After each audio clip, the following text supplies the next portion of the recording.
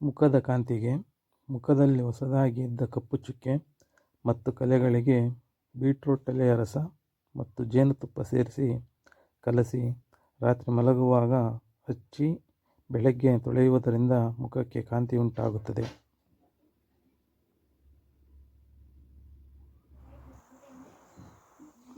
ಒಣಗಿದ ತುಳಸಿ ಎಲೆಯ ಚೂರ್ಣವನ್ನು ನೀರಿನಲ್ಲಿ ಕಲಸಿ ಮುಖಕ್ಕೆ ಲೇಪಿಸುವುದರಿಂದ ಮುಖದ ಕಾಂತಿಯು ಹೆಚ್ಚುತ್ತದೆ.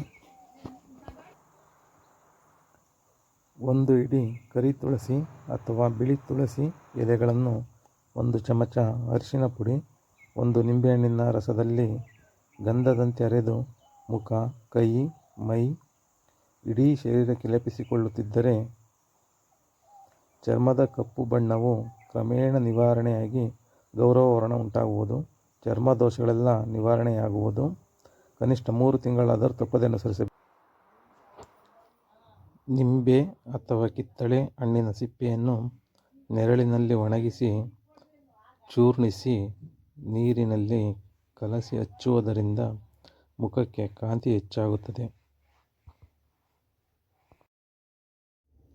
ನಿಂಬೆ ಹಣ್ಣಿನ ರಸವನ್ನು ಹಾಲಿನ ಕೆನೆಯಲ್ಲಿ ಮಸೆದು ಮುಖಕ್ಕೆ, ಚರ್ಮಕ್ಕೆ ಹಚ್ಚಿಕೊಂಡರೆ ಚರ್ಮವು ಮೃದುವಾಗುವುದು ಮತ್ತು ಮುಖಕಾಂತಿ ಹೆಚ್ಚುವುದು.